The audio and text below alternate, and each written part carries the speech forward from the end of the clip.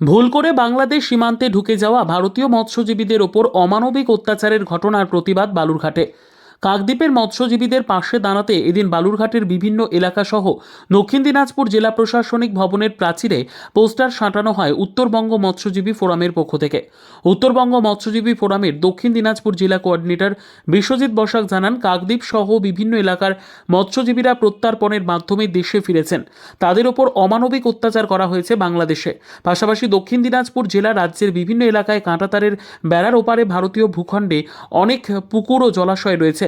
সেই সব জায়গায় মৎস্যজীবীদের মাছ চাষে বাধা, মাছ ধরে নিয়ে যাওয়ার ঘটনা ঘটছে। মৎস্যজীবীদের ওপর অত্যাচারের ঘটনায় সাধারণ মানুষকে গর্জে ওঠার আহ্বান জানিয়ে তাদের পাশে থাকার আর্জি জানায় উত্তরবঙ্গ মৎস্যজীবী ফোরাম। পরশুদিনকে একটা বন্দি প্রত্যর্পণ চুক্তি হয়েছে, প্রত্যর্পণ হয়েওছে হলদিয়ার পাশে। সেখানে 95 জন ভারতীয় মৎস্যজীবী যারা আটকে ছিল বাংলাদেশে, তারা ফিরেছে। তারপরে তাদের দিকে তাকানো যাচ্ছে না, খুঁড়িয়ে খুঁড়িয়ে হাঁটছে, কোমর পর্যন্ত তাদের প্রায় অবশের মতো অবস্থা। প্রচণ্ড কুয়াশা, ঝড়ের মধ্যে হয়তো একটু সীমানা লঙ্ঘন হতেই পারে, একটা নৌকা নিয়ে যাচ্ছি, লঙ্ঘন হয়ে গেছে।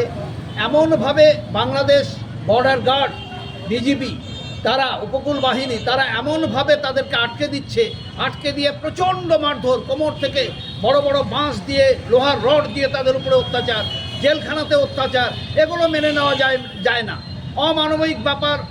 এই অত্যাচারের বিরুদ্ধে আমরা গোটা জেলার মানুষকে বলছি, গর্জে উঠুন। তাই পোস্টারটা আমরা লাগিয়েছি। কাকদ্বীপের মৎস্যজীবীর সাথে সাথে উত্তরবঙ্গের দক্ষিণ দিনাজপুরের মৎস্যজীবীরাও তাদের পাশে আছে, এ কথাটা আমরা জানান দিচ্ছি।